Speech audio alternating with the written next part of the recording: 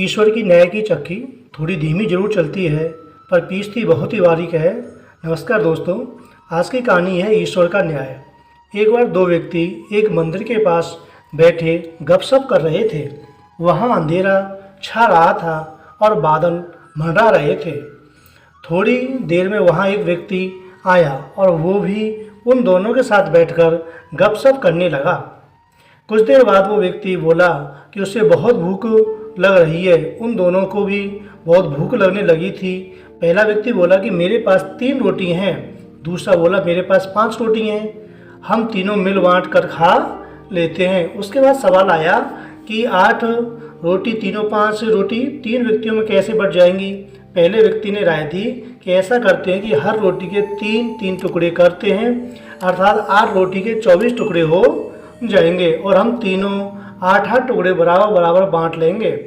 तीनों को उसकी राय अच्छी लगी और 8 रोटी के 24 टुकड़े करके प्रत्येक ने 8-8 रोटी के टुकड़े खाकर अपनी भूख शांत की और फिर बारिश के कारण मंदिर के प्रांगण में ही सो गए। सुबह उठने पर तीसरे व्यक्ति ने उनके उपकार के लिए दोनों को धन्यवाद दिया और प्रेम से 8 रोटी के टुकड़ों के बदले दोनों को उपहार स्वरूप 8 सोने की गिन्नी देकर अपने घर की ओर चला गया। उसके जाने के बाद दूसरे व्यक्ति ने पहले व्यक्ति से कहा कि हम दोनों 4-4 गिन्नी बांट लेते हैं।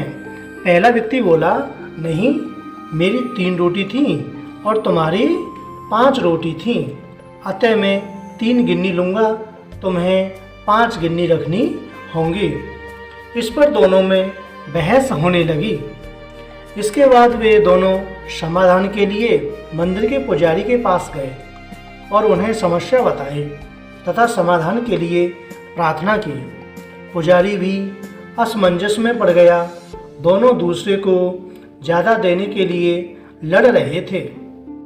पुजारी ने कहा कि तुम लोग ये 8 गिन्नियाँ मेरे पास छोड़ जाओ और मुझे सोचने का समय दो, मैं कल सवेरे जवाब दे पाऊंगा। पुजारी को दिल में वैसे तो दूसरे आदमी की 3 और 5 की जो बात थी वो ठीक लग रही थी, पर फिर भी वह गहराई से सोचते सोचते गहरी नींद में सो गया। कुछ देर बाद उसके सपने में भगवान प्रकट हुए तो पुजारी ने सब बातें बताई और न्यायिक मार्गदर्शन के लिए प्रार्थना की और बताया कि मेरे ख्याल से 3-5 बंटवारा ही उचित लगता है।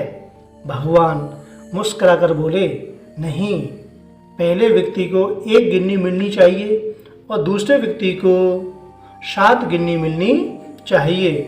भगवान की बात सुनकर पुजारी जी अचंभित हो गए और उन्होंने अशर से पूछा, प्रभु ऐसा कैसे।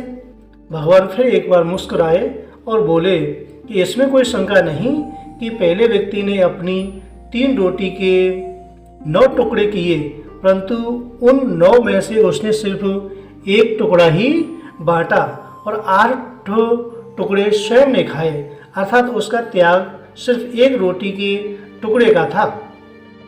इसलिए वो सिर्फ 1 गिन्नी का ही हकदार है। दूसरे व्यक्ति ने अपनी 5 रोटी के 15 टुकड़े किए, जिसमें से 8 टुकड़े उसने स्वयं खाए और 7 टुकड़े उसने बांट दिए।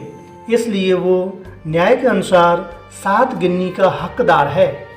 ये ही मेरा गणित है और यही मेरा न्याय है। ईश्वर की न्याय का सटीक विश्लेषण सुनकर पुजारी नतमस्तक हो गया। इस कहानी का सार ये है दोस्तों कि हमारी वस्तु स्थिति को देखने की, समझने की दृष्टि और ईश्वर का दृष्टिकोण एकदम भिन्न है। दोनों ही अलग हो सकते हैं, हमारा दृष्टिकोण और ईश्वर का दृष्टिकोण। हम ईश्वरीय न्याय लीला को जानने समझने में सर्वथा अज्ञानी हैं। हम अपने त्याग का गुणगान करते हैं, परंतु ईश्वर हमारे त्याग की तुलना हमारे सामर्थ्य एवं भोग तोल कर यथोचित निर्णय करते हैं। यह महत्वपूर्ण नहीं है कि हम कितने धन संपन्न हैं, महत्वपूर्ण यही है दोस्तों कि हमारे सेवा भाव कार्य में हमने कितना त्याग किया है।